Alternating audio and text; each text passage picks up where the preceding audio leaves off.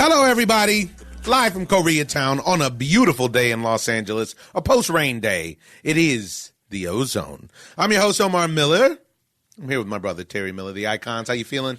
I'm trying to get pumped. And how's your posture? Hopefully it's better than the last time I looked at it. It was sucking. Oh, we got so much to cover, ladies and gentlemen. So much to cover in so little time.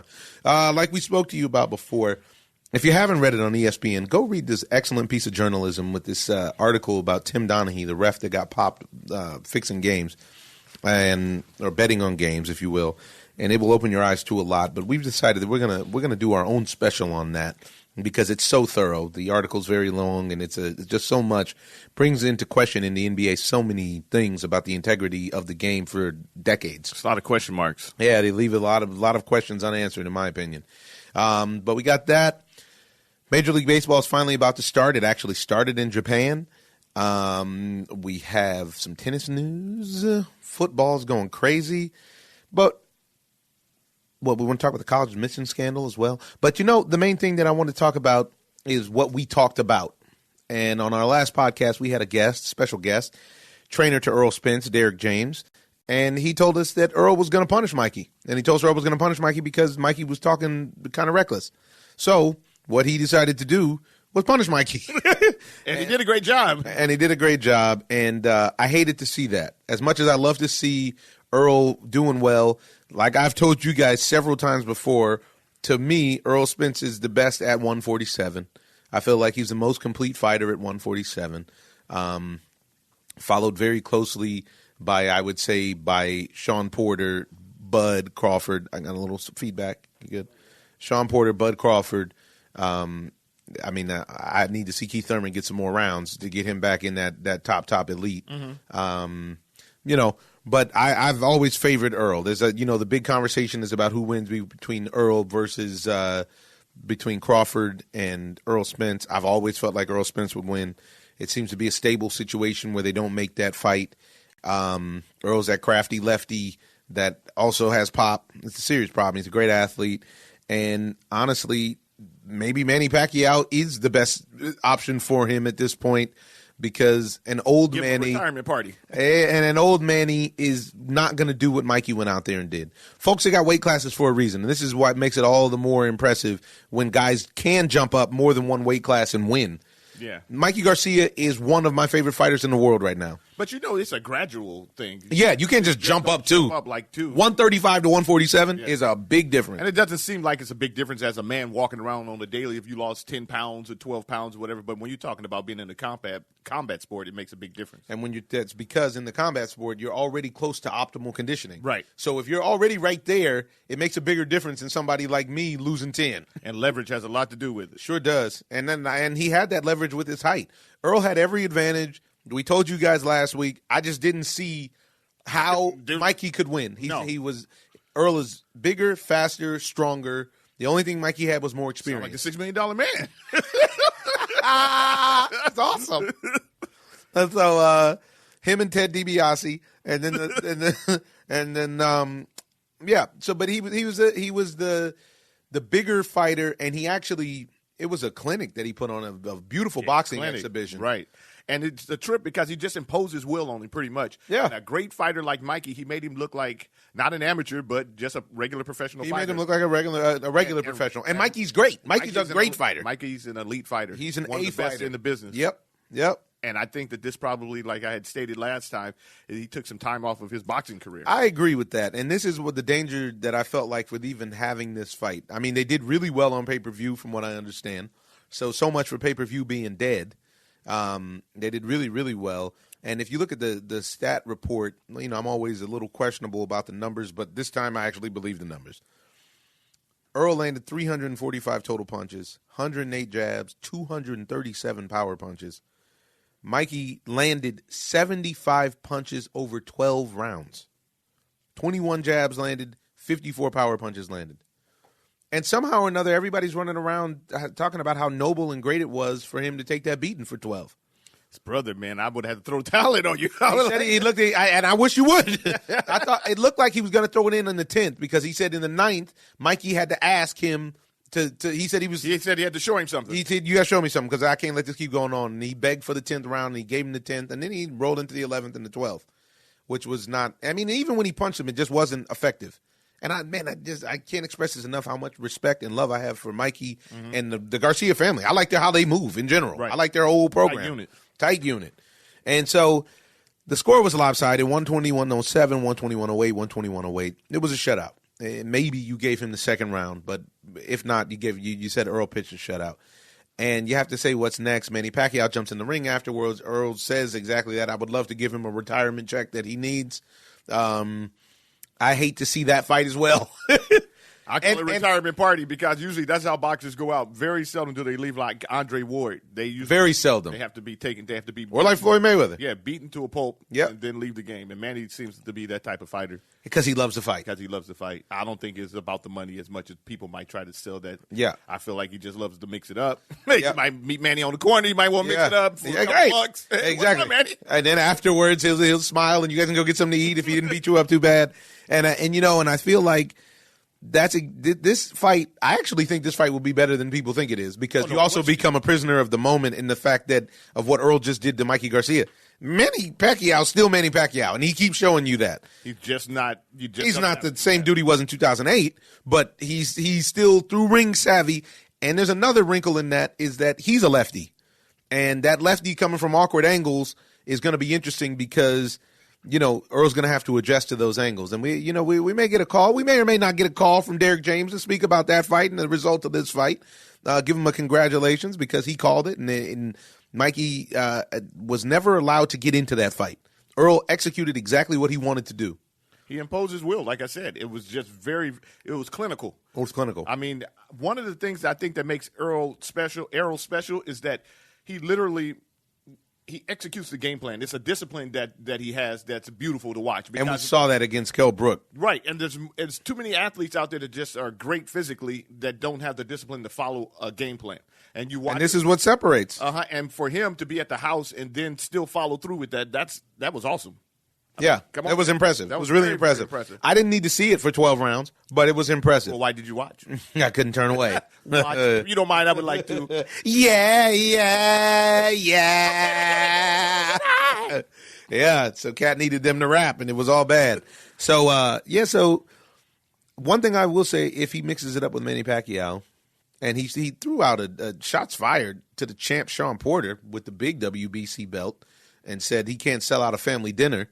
And Sean responded with saying he's selling out the family dinner on Sunday night. What a nice guy Sean is. I love Sean. Sean's a great guy. So the thing with Manny is what's not going to happen. Manny's not going to go out there and get punished for 12 rounds. Manny is willing to get put to sleep. He's willing to because with the chance that, guess what, he can get you there. And so Earl still will have a lot of the similar advantages that he had over Mikey in a fight with Manny. And I'm interested to talk to Derrick James about that. I think that moving on in the boxing world, something that you know what? On that card, I have to say, shout out to Riverside because Chris Arreola came back, and Chris Arreola actually had the heavyweight division. The world was his oyster at one point. He had a following. He was a fighter that people liked to watch, and he refused to get in shape. The discipline that we're speaking of. That's what it is. He refused to get in shape. He used to come in to fight to 265, 270, and eventually, he got done with the circuit of guys that built him up, and it was time to fight elite fighters, and they punished him. I was happy to see him lose weight. He came in at 239.5. I was happy to see him lose weight. I was actually happy to see that Chris still has his faculties about him. Right. Because he got beat up bad. He sure did. By one of the Klitschko's. By Vitaly Klitschko. By Vladimir Klitschko. I think it's Vladimir. Vladimir's the one that Joshua fought, right? Yeah. By Vladimir Klitschko beat him up bad, made him look bad, and punished him. Yes. And Deontay Wilder punished him. He broke his hand on his hard forehead, and then he punished him with one hand for the rest of the fight. And I was happy to see that he was able to bounce back. It's really impressive. I think he's going to end up getting the other fights now. Maybe he'll fight the big Polish kid that fights out of Brooklyn, Kanowski, I think his name is. That guy's always out of shape.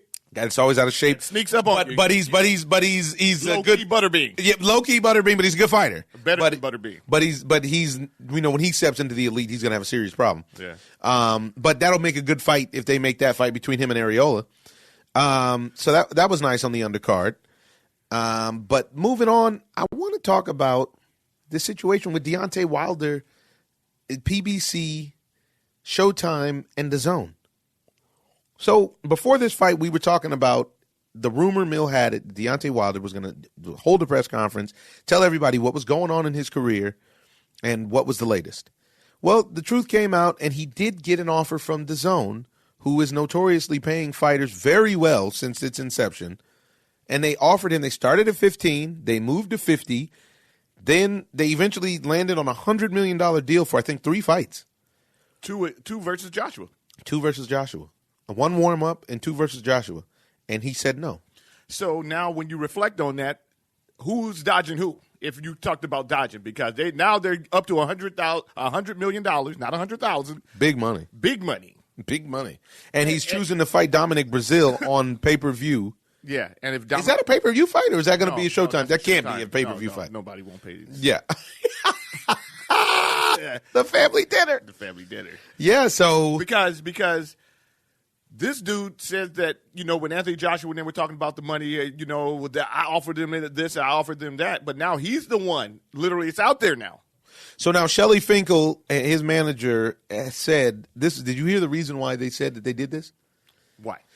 They said that they asked DAZN, what is Anthony Joshua being paid? Yes, and which is completely ridiculous. And because they never got specific numbers on what Joshua was getting, they decided to decline, do another one-off deal with Showtime, of which Steven Espinoza, the head of Showtime, who's really great at this stuff, said, you know what, we need to stop focusing on everybody's money and start focusing on making fights. And he's very, very right. He's absolutely right. And that's just an excuse, because you can't – what metric is he placing at?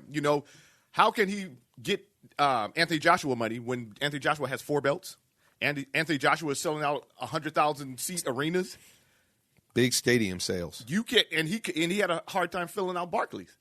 So, I can't say that I can give you that kind of cheese. Well, it was disappointing to me. One, I want to see Bomb Squad get paid. Yeah, I would like to see him get paid too. I want to see him get paid generationally for the rest of his family's lives. Do that. And he's got a bunch of kids, and he's a great champ. He's a very entertaining champ. Yeah. He's a great champ. I just think that the problem was with him more so than anything is that money wasn't guaranteed unless he beat Dominic Brazil, which might pose a problem for him because he's been exploited to a certain degree.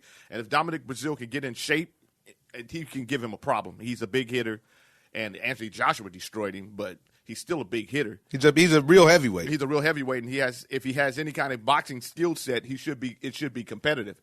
And he's a big guy. I think he's around 240, 250 or something. He's a big guy. Yeah. And it'll be interesting to see what Deontay fights at from this point going forward. Mm-hmm. I think that Deontay needs to put on weight to be more competitive with some of these guys that he's getting ready to start to mix it up with now. He's mixing up with big fellas. Yeah, because not like with Tyson Fury, he won't be able to get away with that. Tyson Fury's not a big puncher. Right. And honestly, if Tyson Fury would have committed, I'm with Freddie Roach on this one. If Tyson Fury would have committed to offense and not just avoiding the right, he probably could have put Deontay on his back. Yeah. Deontay was hurt a couple of times. He was hurt a few times. And now Fury is taking a fight with a no-name, a guy who's fighting out of Germany, who's never fought out of Germany. I think he's. Here we go again with the stables. Yeah. So now we've gone from a situation where we seemed like we were able to get out of the stables because HBO was out of the game, which led everybody to think, okay, well, PBC has this deal that they're dealing with Fox and potentially, I think, with Showtime, and then it became all Fox. Then you got Bob Arum and Top Rank, who has, I would say, the least amount of champs that you actually want to watch, but they do have some guys you want to watch, and they deal with ESPN Plus exclusively. Then you have DAZN, who's paying everybody, who went and scooped up. I mean, they got everybody. From middle on up, right? Yeah, I would say PBC is the marquee for watching the 147, the welterweight guys, because they got Spence, Porter, Pacquiao. But they don't have Crawford. They don't have Crawford. They got Danny Garcia. They have Keith Thurman. That's like that's a good stable to start making your rounds with. Right. And the zone, once you go from middleweight and up, the zone has Canelo, Gennady, Danny Jacobs. They go up, and then they have Bivol in the light heavyweights. They got some super middleweights. Then you go to the heavyweights. They got Joshua. They're Who's formed. Usyk with? I don't know who Usyk has signed with. I think he may be top rank. I think him and Lomachenko are the main fighters that Top Rank has. I think it's Usyk, Loma, because Usyk and Loma are in the same camp, I do believe. He has a nice skill I think it's low key. I think Usyk poses the biggest problem to Deontay Wilder outside of Anthony Joshua. Yeah, no question. Yeah, and he's a complete fighter, and he's tough, And he's a southpaw. and he's not that much smaller than Deontay. Yes. So I don't think moving up is going to be, be the thing. Deontay's got that great equalizer, though. It's bomb squad for a reason. It's bomb squad. But guess what? When the guys know how to fight, they can actually take that away from you a little bit. If Tyson Fury had more tune-up time, you feel like he would have fully taken it away from him. Yes. They'll take that away from you, not just from a defensive standpoint, but punishing your smaller body. Yes. And that saps your strength. Right. And pretty soon you're in the crab crawl because you're trying to cover up for it. And this is the kind of work Usyk does. Right. I'm very interested to see Usyk move up. I hope he moves up to heavyweight. I like He's him the because only he's fast. fighter. He reminds you a little bit of Vander Holyfield, not a lot, but you would have to see him in more competitive matches. And see, he's somebody who I believe the flip side. He would give Anthony Joshua a problem, but Anthony Joshua is just too strong. He's too big. Him. Yeah, he's too big. Too big for him. But I think that with Usyk, you're moving up from cruiserweight, and potentially, I believe that Usyk has what everybody thinks Loma has, which is the idea that Usyk makes fights that should be competitive, not competitive. Yeah, because he's a fast big man. He's the fast big man. That's fundamentally sound. Uh-huh. And he has an unorthodox style to a certain extent. And he's the only fighter in the world that has all the belts. Yeah. He's the only fighter in the world that's unified right now, which is impressive, and especially in the world of stables. I ain't trying to knock him. It's not impressive because everybody's hiding from each other. Everybody's trying not to get a zero. Obviously, he's not hiding from anybody. Right, he's not hiding. But, so we can't take that away from certain guys because now we're looking at a situation where Deontay Wilder actually had the chance to unify, and then now he's darting it to a certain degree, and this is a unification match. This is what he's supposed to have been fighting for. You're talking about him and Joshua? Yeah, him and Joshua. It's going to be very interesting to see how it all plays out. But the stables, it hurts the game, and now they're planting this seed with this lineal championship or champion, which is I don't want to hear about no lineal nothing. Is there a belt that goes with the lineal? And I also don't want to hear about multiple belts in within a division. So like right now, Manny Pacquiao's the people's champ. People love Manny. Manny has a belt, but Manny actually has a regular WBC belt. Uh-huh. Sean is the WBC welterweight champion, meaning there's divisions within the division, right? So that they can keep creating belts to keep getting people, a reason to fight. This is why you had that situation with Broner all the time, turning up for a belt. And it's like, how did he turn up for a belt? He just lost to somebody, right? Next thing you know, he's a champ. Okay, now then they can start selling that on advertising. Oh, champion, blah, blah, blah, blah, blah, blah. It's like, come on, man. So everybody needs to do their research is what you're saying. Or all of these sanctioning bodies need to stop playing games and just be stingy with your belts. Have one belt per weight class. Quality over quantity. That's what I think it is. That's what I think the move really is. So, I don't know. So what belt are you up for? Right now I'm up for the lunch belt. I'm looking for, to pick it up, I'm looking for medium sauce. But links. I'm looking for tips and links, medium sauce. So, yeah, it's going to be interesting to see how that all plays out. And honestly, I just want to see the best fights. They should have a round robin. Let's do. I'm not a fan of the round robin. Only reason why takes too long. Yeah, and the only reason we need it now is because of the stables. But fighters should just fight. You look back in the 70s and 80s; those guys just mixed it up. It wasn't a thing where this guy's in this group over here, this guy's over there. And like I said, I don't believe that the guys are scared of each other. That's what I was going to say. I think it's business because I don't think it's the guys. Now, with this thing with Deontay Wilder, it makes me question a little bit because I think that he might be having a little doubt planted in his head as far as. Or, see, to me, I don't think he has the doubt. I think he's just I think he's just getting bad business advice because Shelly Finkel and them actually know that he's flawed as a fighter. They may be there. Or Shelly Finkel and them are like, you know what? Let's gamble because I'm not the one risking taking a beating. You don't know. What kind of gamble is it? Fight Dominic Brazil. That's a serious gamble. You lose to Dominic Brazil, and then he'll just be in the cornfields. So so you think Children of the corn. So you think Wilder loses, depending if he loses in a spectacular fashion, nobody even cares to see the Joshua Wilder fight. Why would they? He lost his belts. That means that Dominic Breazeale is the next guy up, who Anthony Joshua literally destroyed to fight him to unify. It's about unification. It's about to see who's the top dog. UNITY, you gotta let them know. It's about that UNITY, folks. Yeah. Always. And Anthony Joshua's got to take care of business against Big Baby, which I don't really feel like this is going to be a problem. Right. Of course they're fighting, but he should beat him. Deontay Wilder, the only reason why, even in the past, you can hear me say he's flawed as because he's not fundamentally sound. He just relies on the home run ball. He's a tremendous athlete. He's a tremendous athlete. He started boxing late, and he's a tremendous athlete. And that's like him stepping in there at one point. It'll be like him stepping in there with an Earl Spence type of guy who has everything, the fundamentally sound, and it causes you a problem. When you saw it with Fury. Yeah. And by the way, that wasn't the best Tyson Fury that we saw. No, that was not the best Tyson Fury. But I also feel like Tyson Fury's overrated now. Everybody's jumping on the Tyson Fury train and, thinking that he's something that he was undefeated. But you look at his quality of opponents, Vladimir Klitschko was the one that he got. You know what I'm saying? Yeah. Which is big. But he was undefeated, so you can't, there's no way to front on that. Yeah, interesting stuff. Well, want to move on. I really want to speak, and we've waited, folks, to talk about this college admission scandal. And I didn't want to just jump in because I wanted more information to come out. It's a terrible situation. Unless you've been living under a rock, you saw what happened. We have wealthy, influential people of note right now. The main faces you see are Felicity Huffman and Lori Loughlin. And they're paying people to get into high-end universities. They're paying a go-between, basically, a middleman who figures out how to game the system with a complex scheme of having you take your SAT entrance exam at a certain spot with a certain proctor who then in turn will correct your answers before the test gets recorded so that you can get the score you need to get. To go where you need to go. To go where you need to go. There's big money being exchanged.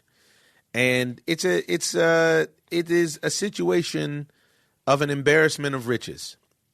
Now, my issue is this. High-end education has been corrupted for a long time. It's been corrupt. It's been corrupt by legacy admissions, by I went here so my son should get to go here and I'll spend money and have a building named after me. It's been corrupt. This takes it to another level because it just is another example of peeling the Band-Aid off of the wound and showing it. And to me, this is another Trump effect because this just shows more and more how America thrives on this corruption, but it also thrives on the propaganda that hard work is the way to the top. And it's all it is propaganda because everywhere you turn, you see that Americans that play the game the right way are not rewarded and incentivized by any means to the same degree that Americans who cheat are. Yeah, so basically we've been bamboozled as a society. And we've bought in. Yeah. Herein lies the problem. And herein lies the problem with having A-Rod call games on Sunday. Exactly. It all ties together. It all ties with Robert Kraft now wanting to fight or suppress the videotape of him getting his happy ending. All this kind of stuff. But everybody wanted to turn a blind eye to it and act like it wasn't going on. Everybody knows this stuff has been going on forever. It just so happens that now with this Trump effect of everything, that it's really the microscope is out there. And there's a big division. There's a big gap there between the have and the have-nots now. And so the have-nots are having a little bit more to say. And then now we can actually get more of information out there. And there's a voice with technology now. Yeah. And also, I think that what's happening is that the have-nots are actually now becoming aware and awakened, if you will, to the idea of exactly how rigged the system is. The system is rigged and flawed in so many ways. Forget about college. What about prison? If you have money, you don't go to jail. And if you don't have any money, you go to court, then you go to jail and stay there. And you may be executed. Come on, man. And so with this, I want to tie this into what we talk about normally, which is sports. The reason this ties in is because part of this scam on the college admission scandal is they're giving away scholarships for kids who are not even playing sports. Right. Which means that the scholarship is being taken from someone who actually needs it. From a potential athlete. And all of these situations are being who probably biased. Yeah, probably who worked his butt off so that he can actually pass get a high score on he or she on the SAT. And now it's not being rewarded because this person has more money than I did, and so that they can actually invest in the school. It's the equivalent to me of the booster club. Very similar to the Booster Club. I was a victim of the Booster Club in high school. So if your parents decide that they're not going to give any money to the Booster Club, you won't play. You won't play. You might make the team still, but you won't play. Make the team. Will you give you a spot at bat? Here and there. Here and there. You can pinch run. You can do all that kind of stuff. But you're not going to get consistent playing time over this kid's family who gave us $5,000. Or who donated the sod for the field. Yeah, or gave us a case of balls. Whatever it was that they did. Whatever it is. Yep. And it's bogus because our society's built on capitalism, but this is the capitalism effect, overall, because greed is being rewarded more so than, actual hard work and everything else, because there's enough out there. There's enough. And there's definitely enough in success. Yes. And now, to me, this thing is so deep. It goes to so many different elements of society, and you can tie it into now, you look at Major League Baseball, the guy who the Giants owner who beat up his wife is not facing any charges. Not facing any charges now.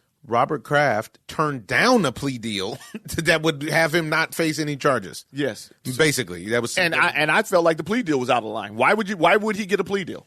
And now if you substitute Robert Kraft and what's my man's name on the Giants, the owner of the Giants? I can't remember. I can't remember his name.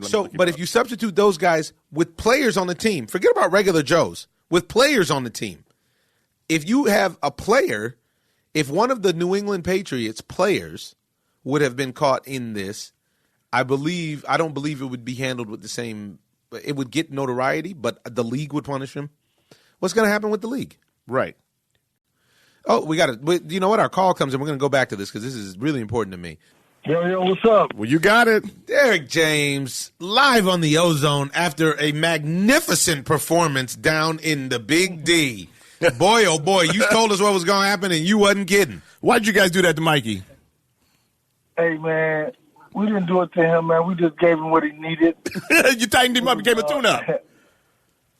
Hey, listen, man. I don't even look. Even though you call me, it's like I don't know what to say. It's like, put it like this. For him underestimating Errol, right? He underestimated him. Everybody said Errol couldn't box, Errol couldn't do this, Errol couldn't do that. And then he did everything they said he couldn't do, which we already knew this, but it's obviously they didn't know it. So, hey. Well, we said it when we spoke to you last week, man. I didn't see how Mikey could win the fight. And I've been very, very high on the Earl train for a long time. And right. And yet, everybody, we even had somebody come on the show and try to tell us it was a pick'em fight. We're like, how is this a pick'em fight? What do we pick it? One guy is bigger, stronger, faster. I couldn't see any way that he could win it, and it was obvious. I felt like one of the best things about this fight was your game plan and Errol, executing it. That was beautiful. Yeah, that was beautiful, man.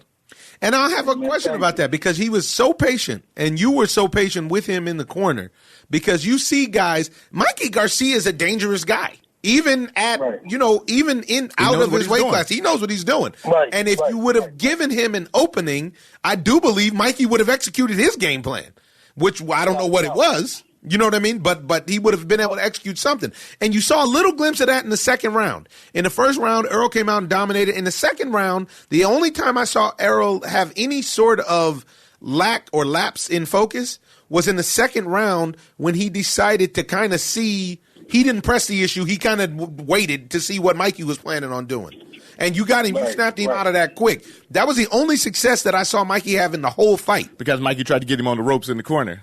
Yeah, he took the fight out of the center of the ring, and he bullied him a little bit, and Earl went for it a little bit, and then you snapped him out of that. So with that, though, you watch this situation. He punished him. Why do you think that the fight went 12? Like, why do you think Robert didn't throw in the towel? Was it the moral victory? I mean, like people say, really no moral victories in boxing, right? I don't know really what it was. I know that what happened in the 11th round, I went over to him and said, listen, man, y'all got to stop the fight, man. What's wrong with y'all? They need to. Oh, you went over there. Wow. I went to like halfway to the middle of the ring. Like, man, what y'all doing, man? Y'all got to stop the fight. And then the nephew looked at me and gave me the finger like, he's like, oh no, we can curse on it. He's like, fuck you. You know. Oh, wow. Wow. And so when he said that, this is what I told Errol. I said, listen, do not throw a lot of punches. Throw your punch down and rotate on the punch. Use your body, put your body behind every punch. I'm basically knock him out. Go get him. Go get him. So in the 12th round, that's what I told him. He was like, listen, they're not going to stop the fight. We have to make them stop the fight. This guy getting hit. And listen, the brother said he wanted to stop it. The father told him to stop it. They tried to stop the fight in the 9th. I'm sure you've watched it since then. But watching on the broadcast, hey, man, it was ugly. And like I told you, I love watching Mikey fight. Mikey's one of my favorites in the game right now. I hated to see Mikey get punished like that. Yeah, you made us be an accessory to a beating. Hey, man, but listen, it's like this. I think that they needed it, and they needed it for 12 rounds because I'm going to tell you what. Everything, they're very pompous. They're very arrogant. Even though in the interviews in front of Errol, they're, like, really nice, right? But if you look at any of the Ellie Suspect videos, right, he's going to knock him out, how Errol is just basic. I don't see what's so special about him, and all this other stuff. So it's like, even the day before the fight, Errol is a basic fight. He's nothing special about it. We're going to beat him up. So it's like, okay. And you just really hear it. And then the fans are like, well, Errol should go mauling, but if you try to box him, it's going to be bad for him. I'm like, okay, man, so it's beautiful, man. But I love the spirit you give me. Like, when I talk to you, okay, man, we going to go get it. Man, well, listen, we call it like we see it. Yeah. It's plain and simple. That's why when we first met you, we showed major love because we've been watching y'all. Right. Yeah, right. Yeah. Right. Hey, man, I really like that you guys brought the jab back into play. The jab is a lost art, and he used it to perfection. That was unbelievable. And he punished the body late. Usually, I think everybody expected Earl to come out and body snatch, but he established that jab and controlled the fight with it. And then come 7th, 8th round, I mean, that after the 9th round, I really almost turned the channel. Like, he was beating the hell out of Mikey. Yeah. But in a really bad way. And we're talking about an elite A fighter. Yeah. Mikey Garcia is an A. Don't get it twisted. Mikey is a top-notch guy in the ring. He's a pound for pound. He's a pound for pound great right now. And then, listen, this is what the funny thing about it. So I was talking to somebody. I said, listen, man, what I actually did was take a pound for pound fighter and take his whole offense away from him. 100%. Yeah. Listen, and took it out to see, and this was funny about it. And we kind of talked about it when I listened to people talk about how intelligent he was, how if people wouldn't have talked about it, it wouldn't have came to me like that, right? Like, he's so intelligent, he's so intellectual as a fighter. So I'm like, man, I said, okay. So when I said, okay, so what we're gonna do is, while he's trying to think, we're gonna keep a jab in the face so he can't think past the jab. And eventually he's punch drunk. Right. But, so people talking. I said, okay, that's what we're going to do. We keep the jab in his face. Then afterwards, they were talking, well, he's this, he's that. And I said, Errol, listen, this is what, and when I thought about that, I came and told him at the gym, this is what we're going to do. But then a couple of days later, I said, okay, he's a shorter guy. He's shorter arms. He only has 2 options, maybe 3. The 2 options are he's going to come to you or he's going to try to catch you coming in. Because everybody already knows Errol is aggressive. He's going to come. So we're going to catch him coming in. I said, okay. But I said, and maybe thirdly, he might try to counterpunch. So we'll see. So Mikey tried everything that I said. He did. And he wasn't quick enough. He wasn't fast enough. He couldn't catch him. Doesn't have the size. Right. So it was like, so it all, but when you're prepared, and the brother said, this is one thing about the brother. He gave a consolation interview. But at the same time, he kind of didn't say my name. But he didn't say, well, the trainer had it prepared. I mean, like, come on, man, listen. You didn't feel like he gave you the love. He didn't give you the respect that you deserve, trainer to trainer. Well, I think that he just was like, everything Mikey tried, Errol was prepared for it. So, like I said, we took his offense away. And there's something you can do to take away a fighter's offense. What they want, several things you can do. One of them is counterpunching, but we didn't really counterpunch until we got close to the mix.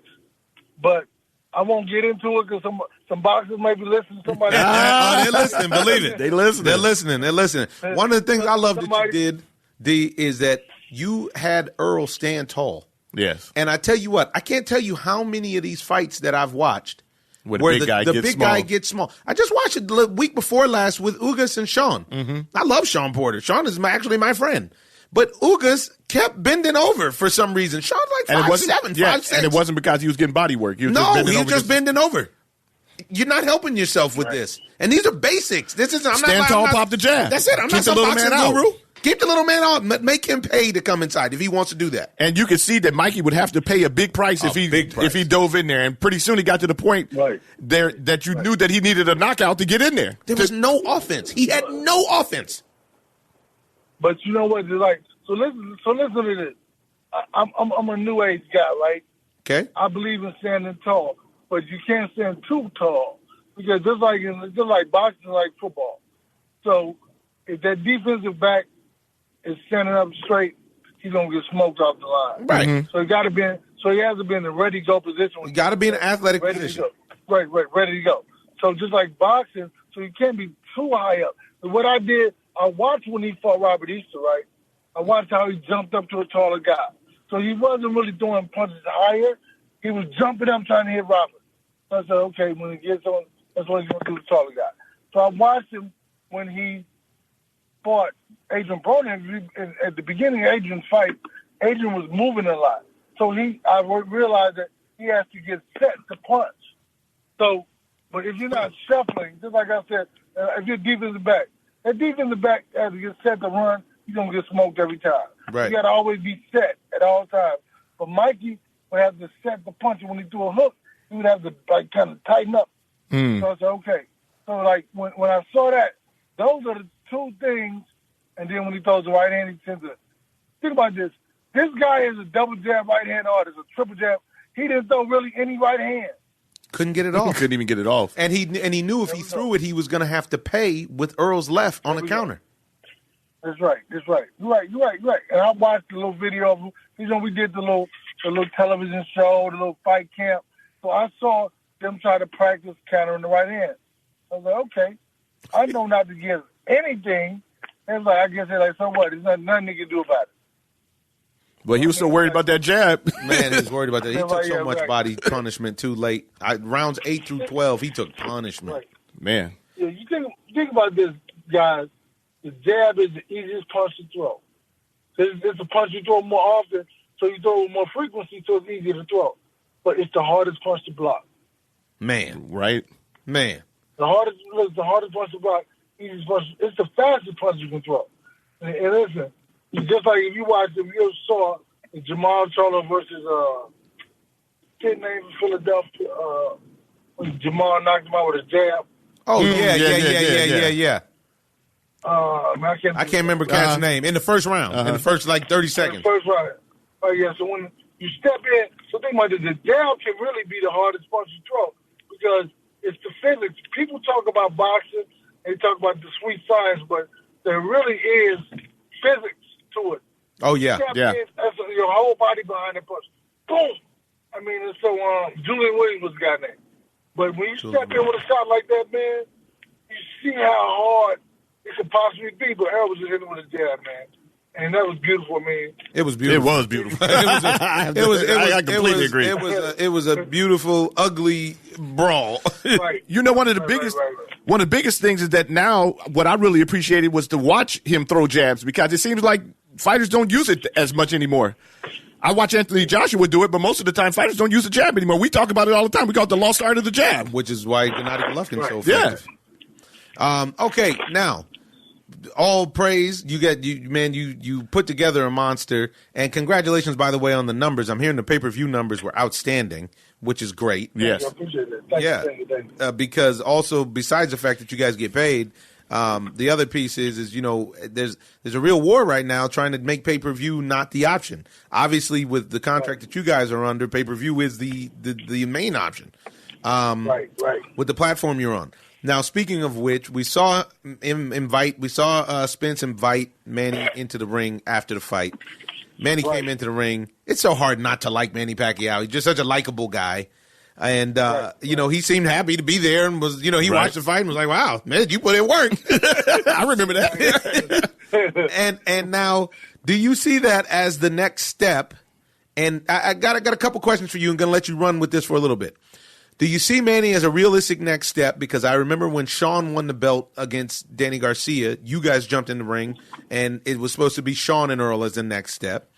So there's that. And two, how do you feel now with everybody pretty much universally recognizing Earl now as the better fighter between Crawford and Spence? Because forever, I can't tell you how many people I get in arguments with about how everybody telling me Bud is better than Earl.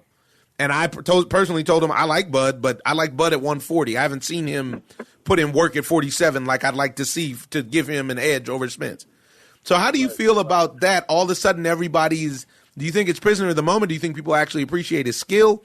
And then what about the next step with potentially with a showdown with the legend Manny Pacquiao? I think that, first of all, I'll answer the one about his skill. I think that it gave them another reason to love him, or for the people who didn't like him, it gave an idea. So, okay, well, he can do other things, so it showed his depth. And I think that's beautiful because now they don't know really what to expect, which throws a whole other form of complications to the whole situation. Because now you train for one thing, you don't know what he's going to do. You have no idea, right? That's big. Then for the shows another dimension. But for the Manny Pacquiao situation, Manny said weeks before the fight that I'm going to the fight and I'm going to challenge the winner. And he said, I want to fight Mikey. So I said, so basically he was hoping and willing that Mikey had won the fight because he figured he would win. Right. So it's a much better matchup for an old Manny Pacquiao. Mikey Garcia is a much better matchup than Earl Spence. But both of them can give him a lot of, both of them can give him a problem depending on what weight class that they fight at. But, I understand what you're saying. So, but then when it comes to Manny, man, Manny's a great fighter. He's still good. He beat Adrian Broner just recently. And so I think that he's good, man. I mean, he has an amazing name, an amazing reputation, an amazing record. So I would be ready for that. I think that, this one, we'll fight a different style of fight. And I don't know how it's going to go to the 12th round or not. Just going to say that it'll be a great fight. Because Manny still can get you. Oh, yeah. If you fall asleep, Manny will knock you out. He will keep you asleep. Right. And I tell you something else. In my opinion, is that we were just talking about it right before you called, is that, you know what? Manny's not going to sit out there and get punished for 12 rounds. Manny would rather get knocked out than to sit out there and just get dominated. And get peppered. He's not going to do that. He, like Earl, Manny comes to fight. Yeah. Manny's not coming to a fight to dance. Manny's coming to a fight to actually somebody needs to get beat up. Yeah. Right. It's like the fight, right? Yeah, that's right. And it's one of the reasons that the people love him. That's right. That's why they love Earl also. That no doubt. Earl is a fighter. So and Manny would be phenomenal. Even with Mikey, but see, Mikey's so smart too. Mikey could possibly catch him coming in also. Yeah. Well, Mikey's smart, no doubt, and he's got pop. But I think that Pacquiao's a better athlete though than Mikey. That would cause him a problem. Manny Pacquiao probably one of the greatest athletes to ever lace him up. Right, yeah, because he's so athletic. I mean, put it like this: he's not skilled, he's not technical, right? That's his true athleticism. Mm-hmm. That's real athleticism. Yep. That's real. But what happens is he's doing those straight punches, man. He's rotating that body, punching hard as hell. I mean, he beats people up. Like, literally. He beats people up. He beats them up. So, but the old man would beat him up, right?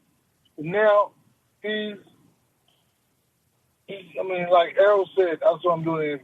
He's old man, he's old. Yeah, he is, but if he doesn't want to fight me, he needs to get out. He needs to retire. Other than that, 100%. What are you going to do? 100%.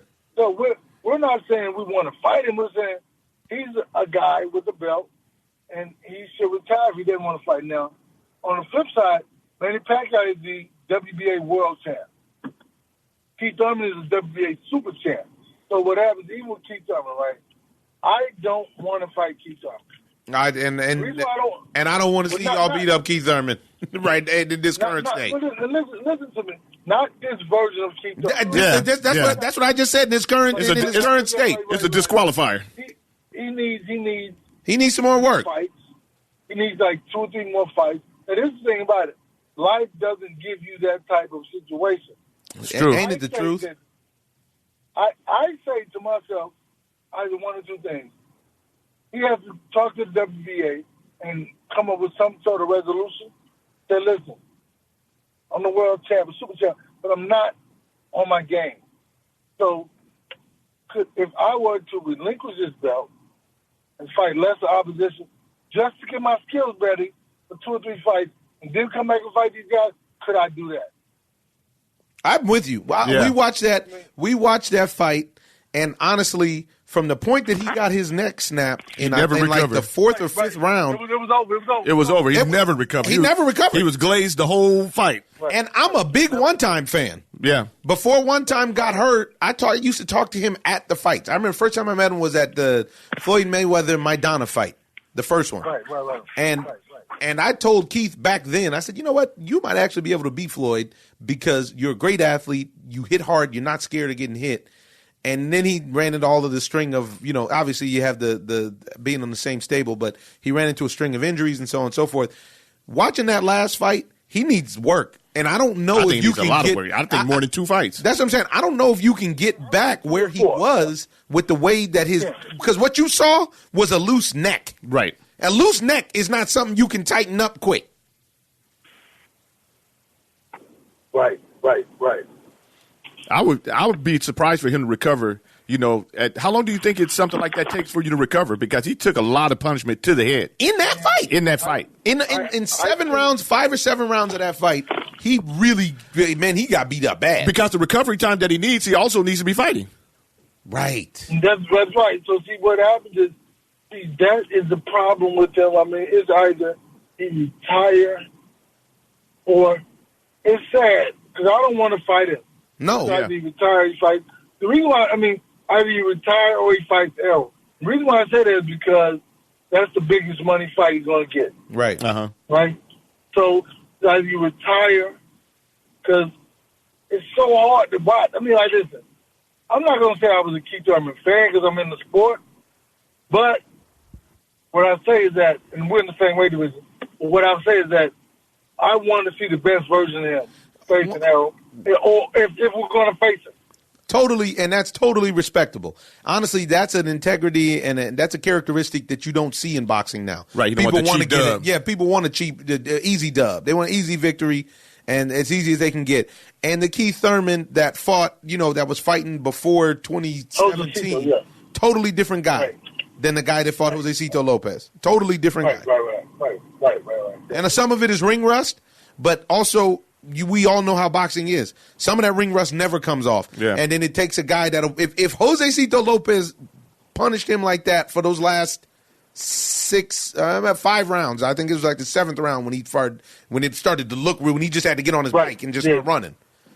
Yeah, right. If a guy of Josecito Lopez's caliber, who is, at the tail end of his career, who's supposed to be a journeyman at this point, who was supposed to be a fight. He was retired. He was retired. Right. Come on, bro. How are you going to go to the top of the heap and fight? You aren't there. You ain't ready yet. I don't know if he can ever get ready now after watching that. Because he took so much punishment. There was a lot of punishment. That's what I said. Because I don't even want to fight him because I don't think it's fair to him. It's not fair to the fans. It's not fair. It's not fair. Yeah. And now tell me this. Now, what do you think? Sorry to cut you off. What do you think about the second half of that question about now everybody awakening to the greatness of Errol Spence? I think it's beautiful, man. I think that. But you know what it is, too? I don't think about it. So I'm happy that we won. I'm happy that everything happened. But when you start to think about all of that, you lose your steps. You lose yourself, right? This is like the celebrity who loves to be approached. He lives for that. And he's only that because he feels good about himself because people approach him. What about the day nobody approaches him? Right. Yeah. People don't know who he is. They forget about him. Well, see, I can't get caught in that because I will lose my steps. Like people say, Derrick, you're fighting in Dallas, you're from Dallas, and so grand and so huge. I say, yeah, but I can't think about that. They said, why is that? Because I will miss every step before the day of the fight. Every step I take will be a misstep if I'm thinking about how big it is, how grand it is. So I think that I have to stay within myself, man, and say, I'm happy about it, but I can't, like, be so overjoyed that we made it, because I don't know what making it is. And I think when you make it, it's at the end of the road, right? You made it to the end of the line and a successful career. So for me, I'm happy about it. I'm glad that they see that he is more than just a banger or brawler. But in reality, I want to, I want more. So they know it. Okay, we want more. We're gonna push the limit, to push our issue till we get to where whatever it is Errol wants. All right. Well, we appreciate you calling back. Wanted to show love. You did exactly what you said you were going to do, and so did Errol. And that's a beautiful team. Teamwork is beautiful, and honestly, I think the teamwork that's taking place in the welterweight division is more evident and more beautiful than in any other division right now. You got you and Earl. You got Sean and his dad, Kenny. You have fighters that are with their guy, and it's it's nice to see. Right. That's how you build a fighter. That's how you build a legacy. Right. Man, I'm happy to be back on the show. I told y'all. We roll with you. We didn't fight it. Yeah, we were not fighting. I know you did. I know you did. And I was like, man, I started thinking, hey, they gonna hit me up. We didn't get about hit you up. I was like, because I know they didn't forget. So I was like, no, man. No chance. It's beautiful for the love, bro. To be honest, I mean, it's beautiful for the love. Just really to see, like, how you all expanding, the situation from acting to this to that to whatever. I mean, like, to have your own podcast. That's what it's about. We got to do it. We only get one go around on this thing. Right. I think we're living in a beautiful time for us in America. Like, we talked about. Remember I talked to you about last week about how we grew up watching fights at TV Palace, right? Mm-hmm. And during the fights, it would be like nothing but Hollywood in the front. It was unreal. Yep. Rows, right. So think about that. Now that age is back, and we are the guys who are in the mix. You know what I'm saying? So it's like, hey man, it's beautiful. That's all I can say. You know what I mean? It's beautiful. But love is mutual. Yeah, thank you. All right, now, well, D, thanks for calling in. We'll get you back sooner than later. Anytime you want to rap, talk about boxing or any other sport, just give us a shout. Yeah. You let me know, man. Look, I'm a regular on the show now. You're a friend of the OZone. Let's do it. Oh, yeah, whenever you want to talk about boxing, you let me know. All right, there it is. All right, now, peace. Take it. Bye, later, guys. Yeah. Ah, that was great. That was great. I mean, he told us. He did tell us. I don't know what. I'm sorry. What else can we do? So back to what we were saying though about the college admission scandal and how it's overall connected. The man from the Giants isn't facing charges. Robert Kraft turns down a plea deal. Now in a really ride with me on this one, folks. In a really advanced society. In a society that was interested in the greatest possible outcomes for all of its members, why would higher education be hidden? Why in the world would you want less people to get into Harvard? Why? Why would you want less people to get into Yale? Wouldn't that devalue the devalues society? Right. Not just you graduating from that school. No. You paid for something that you actually didn't earn. But I'm not talking about that yet. I'm talking about the idea. I know what you're talking about. These schools came out differently than where you went with it. The idea is that society has an exclusionary tactic for school. Why would society not want as many members of its society as educated as possible?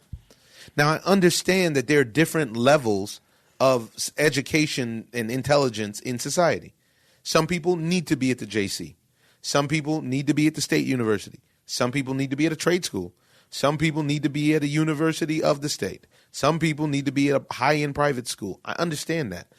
But what kind of society are we living in where the society itself wants to exclude as many people as possible, except for those who are already privileged, from having the best possible chance at furthering society by getting the best possible exposure to education?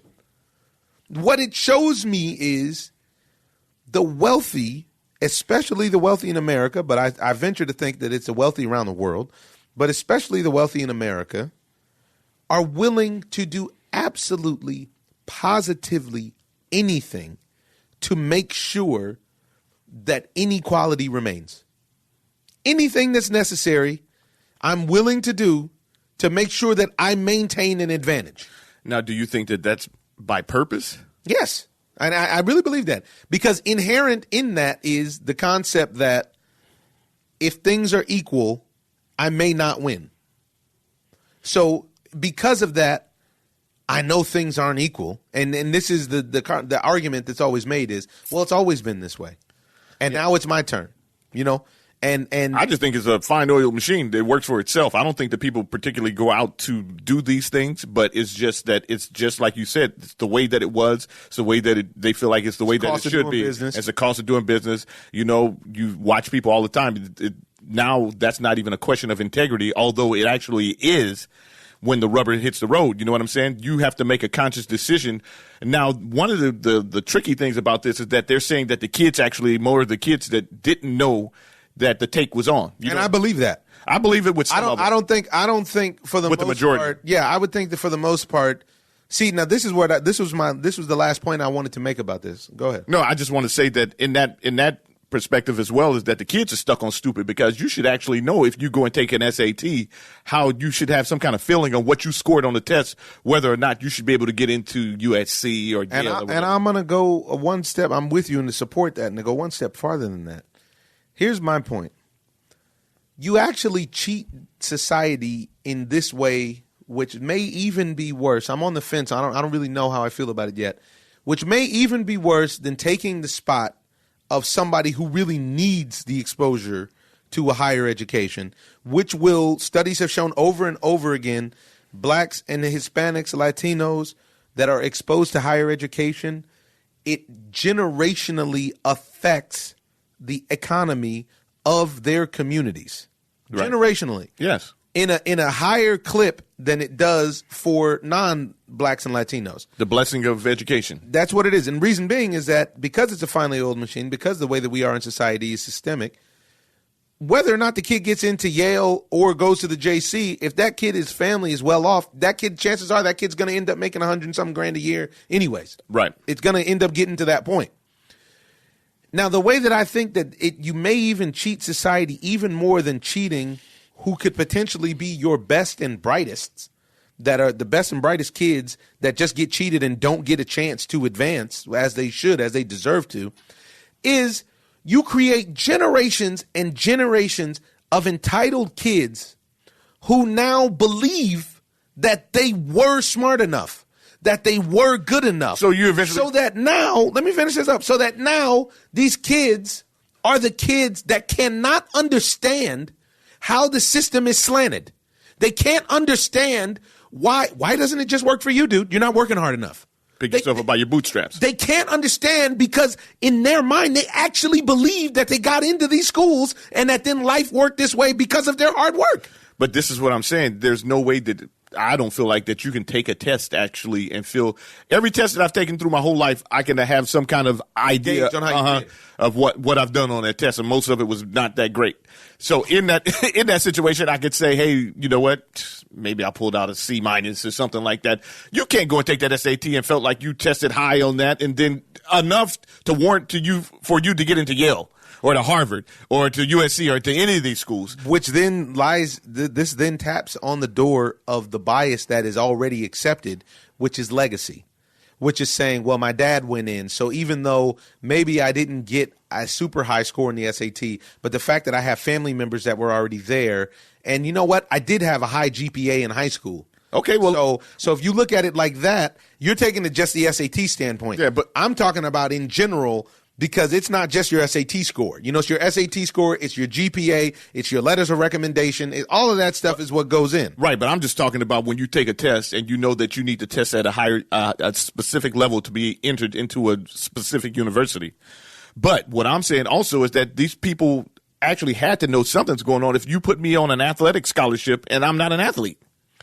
You know, you're giving so much credit to the idea that rich people are so involved on their hand-to-hand in their day-to-day. Yeah, maybe so. And they're not.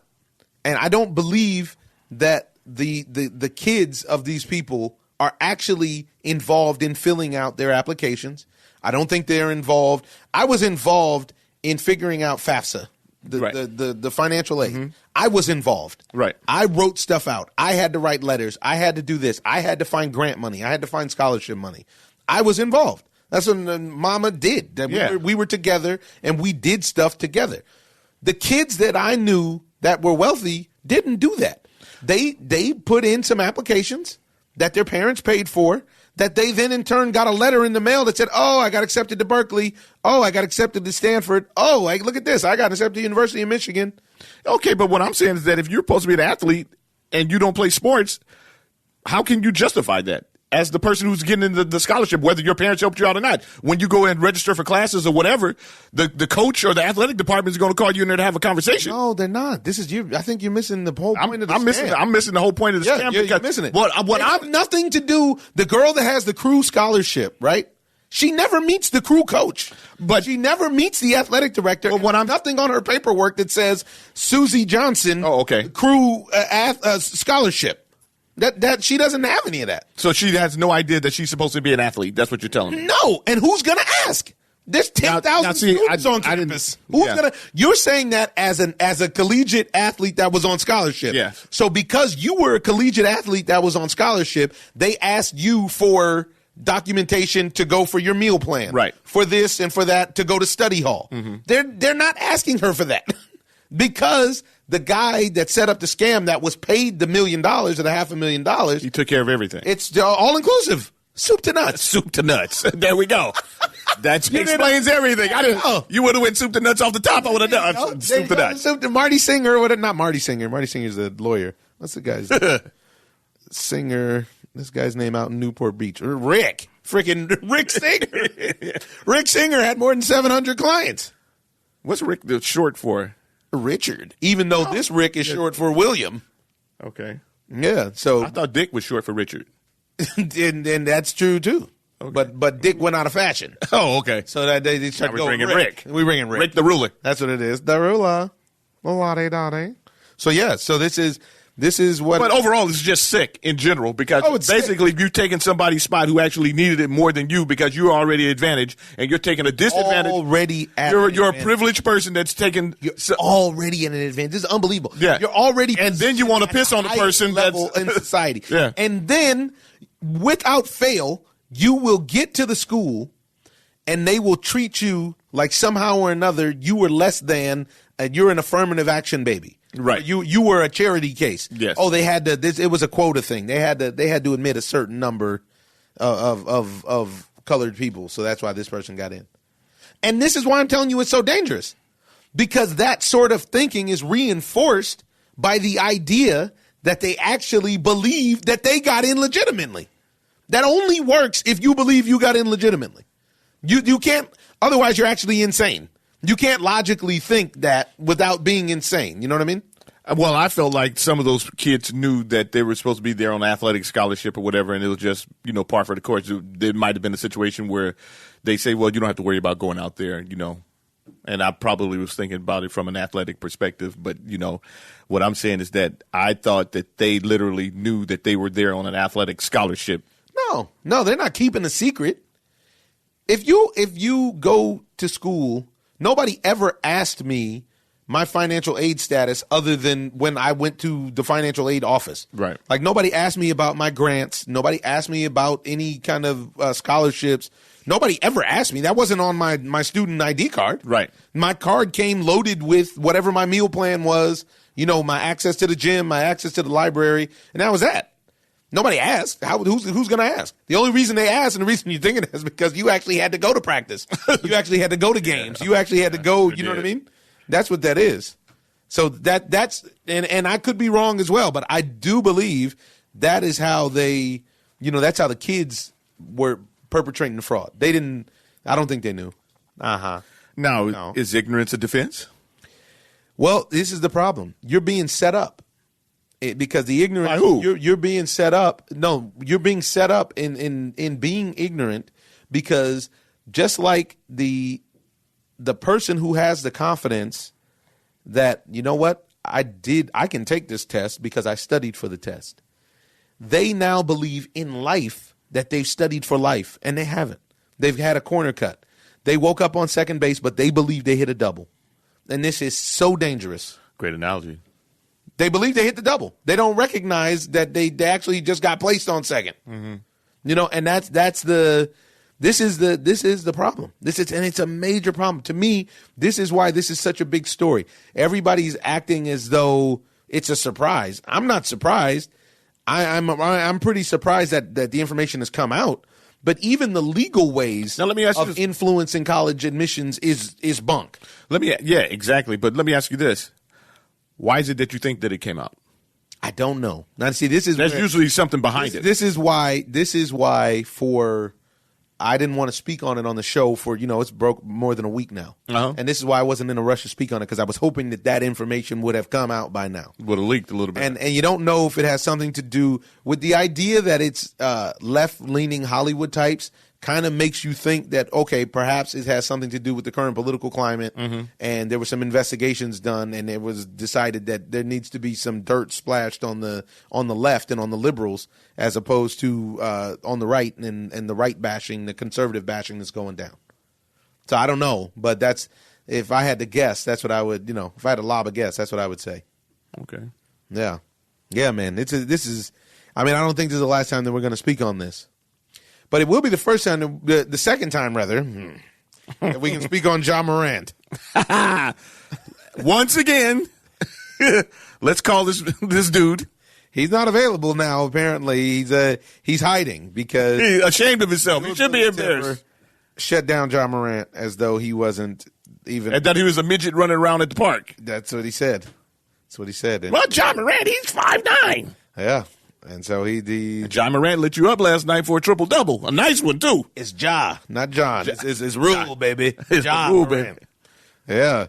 And he lit you up with a beautiful triple-dub. Oh, nice. My goodness. And took down the number 5 seed. Yes. The number 12 spot. That kid, he's a real deal. It's going to be interesting to see what ends up happening. Yeah, he's must-watch TV. I haven't been following the tournament. I have to be honest, folks. I'm busy, all right? But it's going to be interesting to see. March Madness is always fun. We're gearing up towards baseball season. It actually technically has already started. They played a series. The A's and the Mariners played a series in the Tokyo Dome over in Japan. And honestly, even though I'm not usually crazy for teams having to start overseas and then coming back and blah, blah, blah, this time I'm down with it because it gave one of the greatest players to ever lace his cleats up the opportunity to retire in his home country. And that was Ichiro Suzuki. And he retired in Game 2 of that series. And honestly, when you look at it, you can make an argument that Ichiro is, I don't know, maybe top 25, 35 guys of all time. You look at his numbers. Definitely. His numbers are really, really nice. Ichiro set the record with 10 straight years of 200 hits. He is not impressed with Major League pitching. And on top of that, that was during the Juice era. Right. And he's crazy wheels. Crazy hose. Crazy hose. He actually could hit for power, although if Ichiro was willing to be like the rest of these bums and hit 200, he could give you 50 bombs. I think he can give you 35 or 40 bombs and still hit in the high twos. I wouldn't doubt it. Because he has great back control. You can see crazy back control. You can see that he has control. There was no way that you could ever put a shift on Ichiro and think that he would let you get away with that. No chance. He would steal 2 to 3 bags a game. I think it's a couple of times he stole like 4 or 5 bags in the game. And he would have been up there with Rick, I do believe. You feel like they had to slow him down. And all of this came in the latter half of his career. Right. I mean, if you add his numbers in the Japanese league plus the major leagues, he's the all-time hit leader. Yes. Now, most people don't want to do that, and I understand. I'm not mad at that. But it's undeniable because when he got here, he still wasn't impressed. He was not impressed. So whatever you're talking about, Ichiro needs 250 hits in the season or whatever it was. And he would get him any way he could. Whatever you're talking about. I'm on base, man. And he still has wheels, by the way. Ichiro can still skate. Well, you can tell that he At takes 45. great care of himself. Did you read that article in Sports Illustrated? I think I mentioned it on the podcast last year when it came out. His discipline is unmatched. Yeah. He's there, rain or shine, and his regimen is incredible. I'm very interested to see what Ichiro does with his life now. And you probably won't hear from him anymore because he's such a famous figure in Japan that he's going to. You don't think he's going to be a baseball ambassador? I don't know. He could be the counterweight between Asia and the States. And he could just post. And he could just post. He could just post. At superstar level. At the highest level. Rock out. And rock out, dude. Total rock out. And just say, you know what? I gave enough. I gave enough of my life to the game, and everybody knows it. Right. And you talk about clutch, forget about it. Baseball, you can't get over that WBC. I never will be able That's to not get the over belt. what I saw in the World Baseball Classic 2 times. Yes. 2 times. The first 2 game on the line. The first 2 World Baseball Classics, Japan won, and it was because of Ichiro Suzuki. Game on the line. Series on the line. Big World Championship on the line. Big knocks. Tough pitching. Against Korea, against Cuba. Destroyed the United States. Oh, forget about it. He had to punish us. Don't even put him in his category. Don't even put inferior baseball country. It's unbelievable. I mean, I watch it with my own eyes. Yes. This guy, base knock up the middle. Big. I mean, I'm still yet to be, and we've been at the Game 7 of the World Series. Yes. I have never been at a game that was more rocking and rolling than the Korea versus Japan game at Dodger Stadium. Intense. I have never been to a more intense baseball game. It's intense. That was fun. We as Americans, we can take that loss and just go head back to the beach, go get us something to eat and whatever, and go get paid. Spring training, time for spring training. Those guys take it serious, dude. Yeah, we finally took it serious. We got us one this last one. Yeah. Enough was enough. Not going to be the same without him. It's not going to be the same without him. Yeah, we still got staying in baseball. You still got Keg Krimble, who is not signed. But guess who did get signed? A fella out in Anaheim by the name of Mike Fish. No, Mike Trout just set a record. And, honestly, a lot of people are saying he gave them a discount. Because when you add the numbers 426.5, $426,500,000 for Mike Trout. Comes to $220 a game, right? To some, I don't know what it is. I can't even do the math. But it comes to Trout, keeps Trout in Anaheim for his entire career. And the thing about it that's crazy is people are saying he got a discount because it knocks off the 2 years of the extension for $155 that he had already signed. Mm-hmm. So even though he's the highest paid in baseball history, how old will he be when he retires? 39, I don't know, but 39 in theory when this deal ends. 39, and guys now can play. Guys that take care of themselves can play past that. The only problem I have with it in the latter part of your career is that the fans turn on you. They're going to turn. I don't know. It depends on if he gets him the ring. And then the other thing that they're going to do is Angels. Good luck. By the end of his career, the theory is somebody else will have signed for more yearly average than what he's making, so the deal won't seem like an albatross. But we have to. I would be remiss to not point out what's considered 2 of the worst deals in baseball history were signed by the Angels in long-term deals. $125 million over, I think, 8 or 10 to Josh Hamilton, and nice. $240 million over 10 to Albert Pujols, who was a Dominican 33 at the time. I do believe. Nice. 31, something like that, which is, who knows how old he really is. Still hard for me to believe that Albert Pujols is younger than me. With his dogs barking. Dogs screaming. By the All-Star break.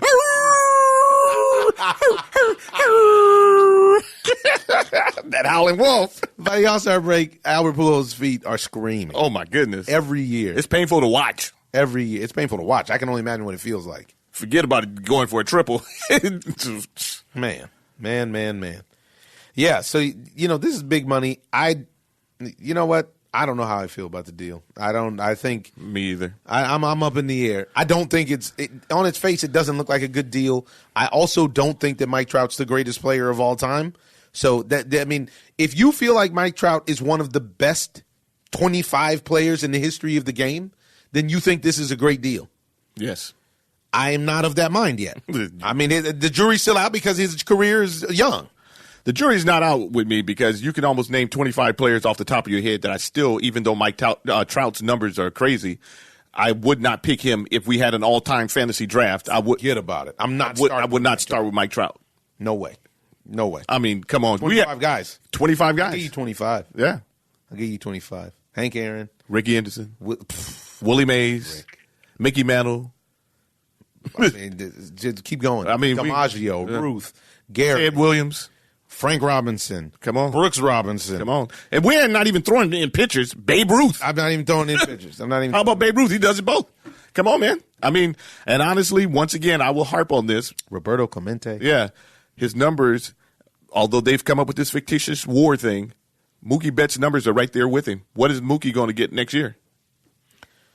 Do you take Mike Trout over Ichiro Suzuki? No. No chance. No. No way. No way, no how. No. Yeah. I don't know, man. I mean, call us crazy. You guys can call in and actually call us crazy if you like. The number. Call you nuts. You can call me. You're crazy, and I'm not. 424-254-9663. Call in, leave a message. We'll play you on the air. That's 424-254-ZONE 9663. And for those of you listening across the pond, mate, that's a +1 because we're in the United States. All righty. So, opening day starters, the Dodgers decided to move Hyun-Jin Ryu to the starting spot. Right, and Urias is give him a start as well. He's in the rotation. Is a guy that can dominate, that Yes. they are asleep on. Yes. And He's if they gonna keep turn out to Baby be in one him, of the. they're going to give him the job of Chamberlain. Please don't do that. I'm just saying. Yeah. Jackie Robinson. Come on, man. I mean, it's just the list doesn't. Willie Horton. Come on. I mean, we can. Al Kaline. Come on. A lot of guys. There's a lot of guys. There's way more than Smith. There's way more than 25 guys. There's almost 100 guys that you can name before Mike Trout. I'm going to take Mike Trout over Ozzie Smith, over the greatest shortstop to ever do it. Lace him up. I don't know if I can take Mike Trout. I mean, I do know, but I can't take Mike Trout over Derrick Jeter. Are you crazy? Bernie Baseball. Bernie Baseball? You come on, man. I mean, this is what I'm talking about. Everybody's caught up in the moment. Mike Trout is a great ball player. Great ball player. Not to even knock Mike Trout, but you guys are putting too much pressure on this kid to be something that he's not yet. And his numbers are what they are, but we can't all of a sudden come up with a way to quantify it, a metric for it, and then bring it and post that next to the guys from the past. It doesn't work like that. Tony Gwynn. TG didn't even strike out 100 times in the season. Or his career, I don't think. Come on, dude. Vladimir Guerrero. I'm taking Mike Trout over Vladimir Guerrero. Come on, man. Over Rod Carew. Come on. I'd ride Carew. Are you crazy? I remember him getting that triple in the All-Star game. God. Unbelievable. That's against the best players in the – come on, man. No lowering of the bump, none of that stuff. Man, I'm telling you. No shifts. If you watched baseball your whole life, you've seen a lot of guys play the game. And Mike Trout's a great ball player, but Rick is my favorite, so you got to say it, but my other favorite. I got you. Ken Griffey Jr. Yeah.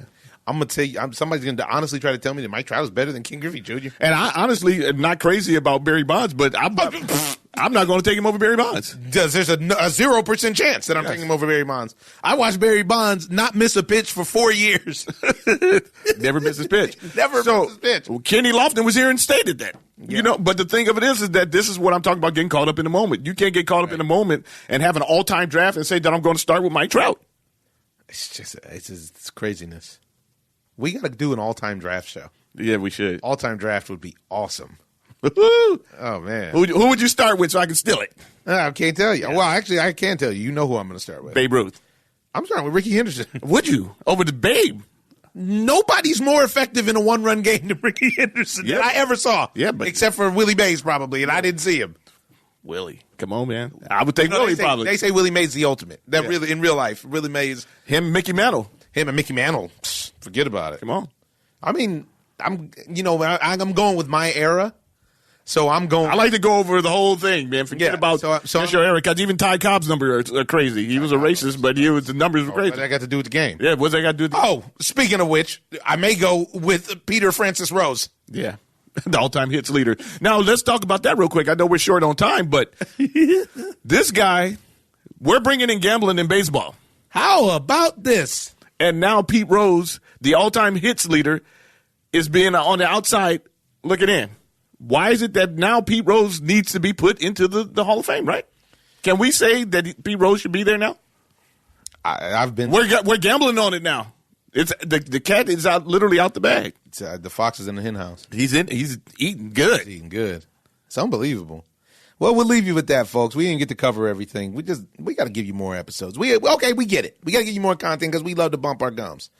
My father just told us the other day that to put Instagram on his phone so he could listen to us bump our gums. It was hilarious. All right, gonna leave you with a quote here, an unnamed quote, and it says, "Effectiveness begins with elimination. Choose your ignorances as carefully as your interests." It's really deep if you get into that one.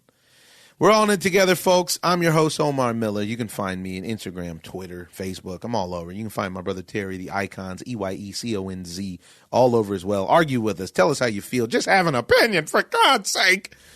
This is the Ozone. Ozone. I'm just living the dream. I'm in love with the lights. This is